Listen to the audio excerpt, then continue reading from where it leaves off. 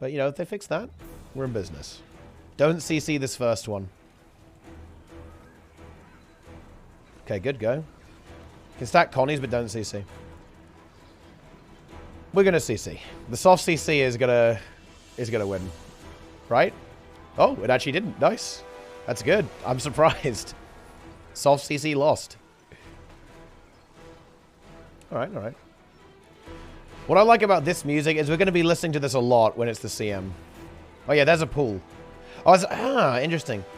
That spawned very early. I think it is a punishment mechanic. We can CC this one, guys. So I think what's actually going on here is if you get hit by stuff, it spawns. I think we can prevent all of those from spawning. Move out.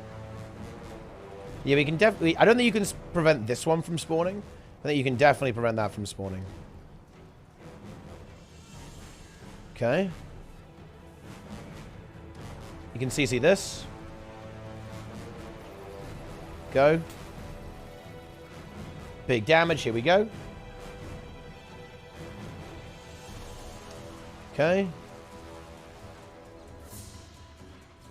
Increase damage to distant targets. Interesting. And that probably chains, doesn't it? Oh, yeah, so you want to stay... During that phase there, you want to be as close as possible. We CC green. So during that pushback phase, guys, we want to be really close to the boss, to blue. Yep. Otherwise, you get deleted. Or, well, you get more deleted than you otherwise would. Watch your pools now.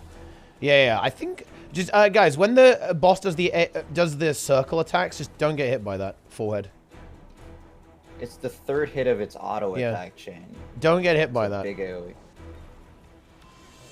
Okay, I have the tank. Okay. Out. In. Someone failed, but that's fine. Yeah, that. Don't get hit by that, guys. Yeah, I think if you get hit by that, it's bad news. Pool in the middle. Yeah, don't touch it. And there's another pool that's going to spawn now, I think. Oh, no, we didn't get hit that time, so it didn't spawn. In. We failed.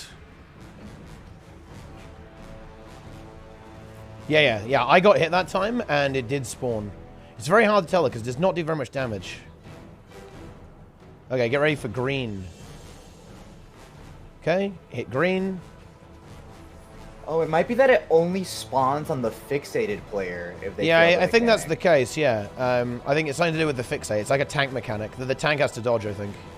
Or it might spawn if anyone gets hit. That's also another possibility. I did get hit by the red circle. Someone has the tank over there? The second time. Well, and watch out. It will spawn another pool with this. Don't get hit by that. It will spawn a pool, guys. Yeah. Oh, yeah. It spawned behind that. Yeah. Yeah, that's actually very interesting. It seems to like almost like follow someone and then put it down. Oh, are you serious? Holy shit! I elixir gunned and I had an Aegis, so I didn't get hit. That's big. That's huge. Okay, good. Blue's coming up. Okay, so blue also does spawn the pools as well. Okay, here we go. Fixate. Well, that's quite annoying. Okay, try and go closer if possible. Just go in the safe zone. Don't CC here.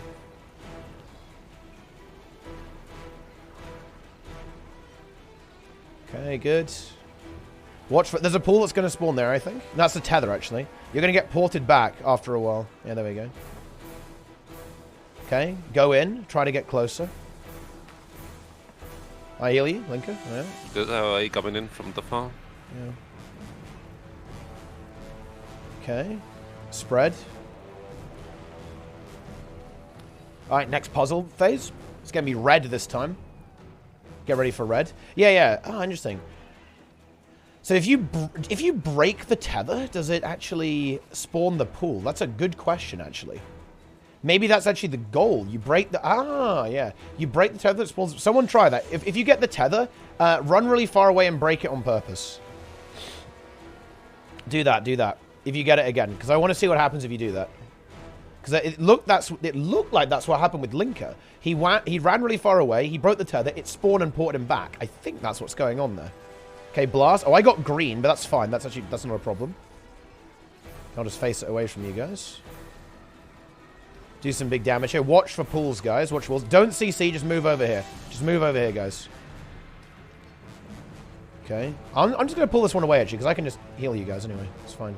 Oh, I got a hit there, probably. Yeah, and it spawned NAA. I think it's... I don't think it's if you get hit. I think it's like, It's like just every other one, I think. Because I didn't get hit, and it spawned it anyway sometimes.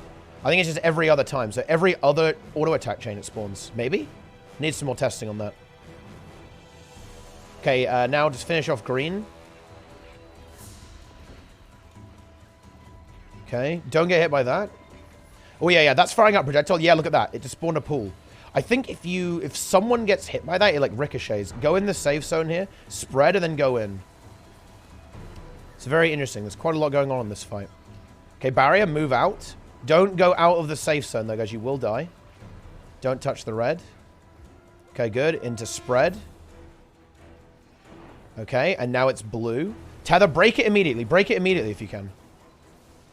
Actually, yeah, I think that worked, actually. I think Drunky Guardian was able to put the pool over there by breaking the tether instant. I think that worked. So we need to try that again, though.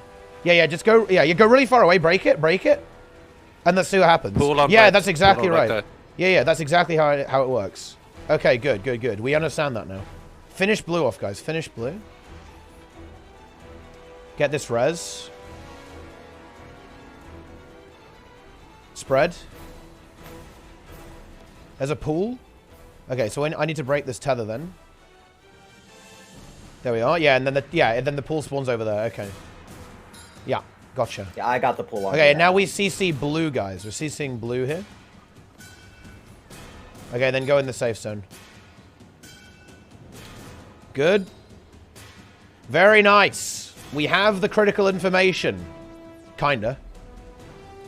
And just go really big on the nuking, guys. There's just 10% health left on these. So go super hard. Just unleash your full burst when red spawns.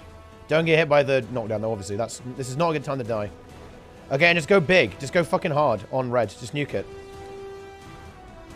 And then green afterwards. Okay, we failed that. That's fine. Good. Green. Watch the pool. Watch the pool. Just keep going, though. Big damage. There's a tether. Try and run away as far as you can, or you're going to spawn a pool. Okay, a pool spawn. That's fine. 1%, and then blue. Finish blue, guys. Let's go. Go. Finish the job. Just go big. Stay close. And job done. Nice. The achievement is mine. I should have got it. I got it. Yeah. Achievement. So that's a fun fight. So a few takeaways here. Tether mechanic, you deliberately break it to port back immediately and to spawn the pool. Other takeaway is I think it's every other red auto attack also spawns the pool. And green guy, I think if you get hit by his initial overhead attack, it fires out a projectile to someone and then spawns a pool on whoever that projectile hits. So don't get hit by the green guy's small circle attack. If it fails, I think it kind of just... If it fails, it does this animation. This, like the acid bomb. If that happens, I think you're okay. If you get hit, though, I think it fires out a projectile that spawns the pool. Yeah, and the blue guy, break the tether to deny that. And red guy is every other auto attack chain will spawn a pool. And so, yeah, you just want to watch out for that.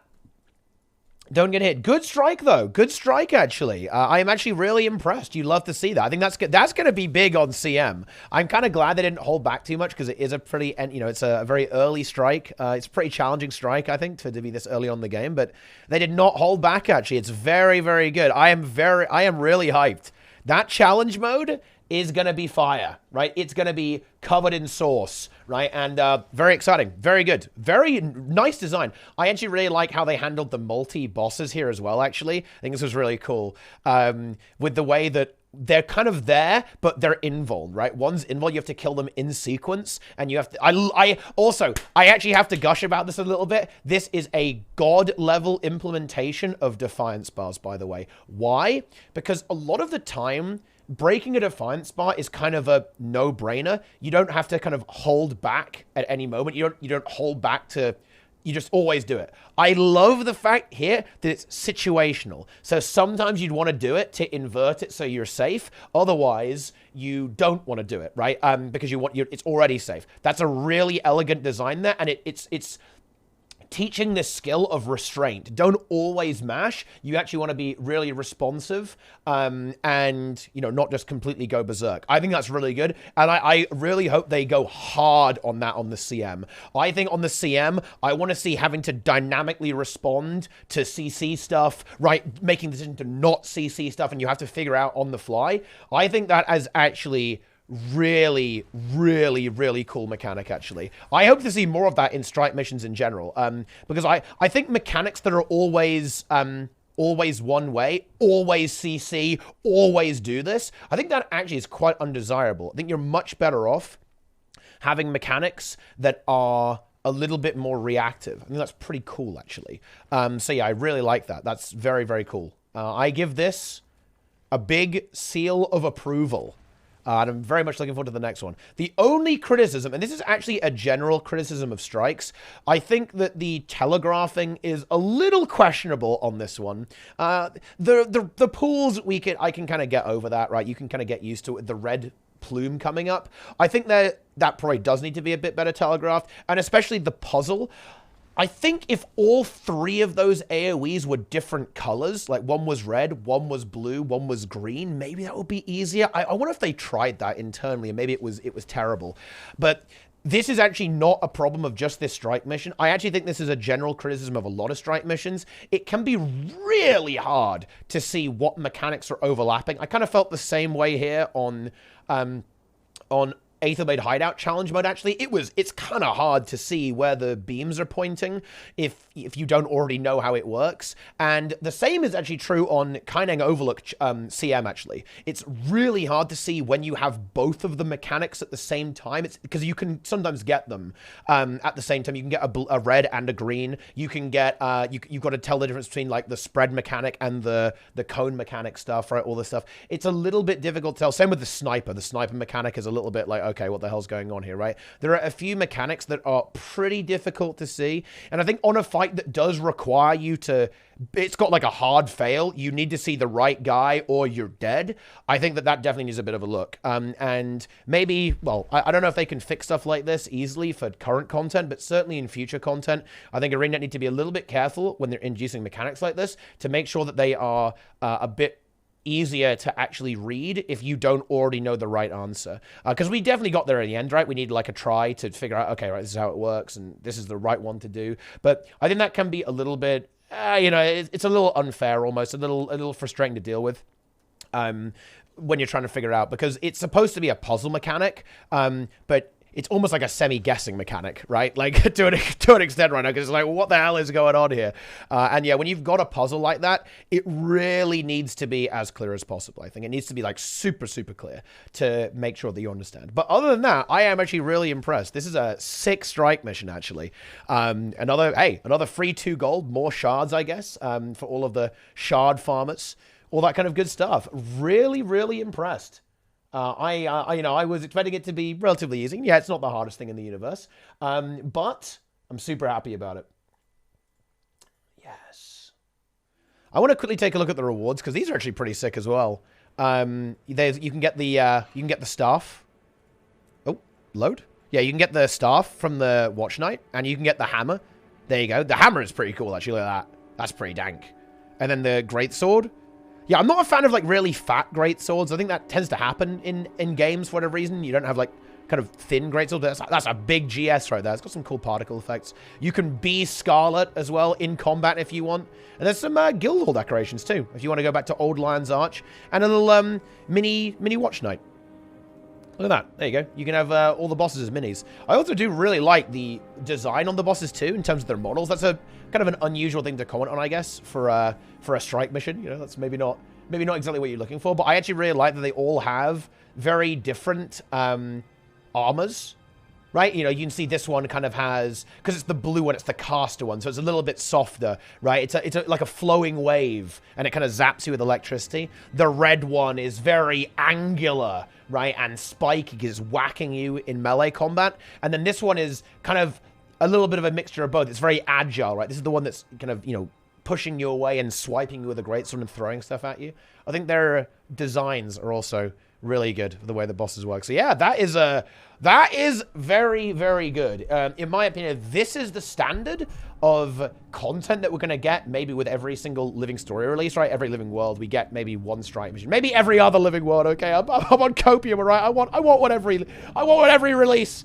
Maybe that's a little optimistic, but if this is the kind of thing that we're getting, this is super exciting, particularly seeing as I'm expecting a challenge mode with pretty much every strike mission that comes out. Very, very exciting if you're kind of into this endgame squad content. Yeah. A highly successful release, in my opinion, for Old Lion's Court. Let's go!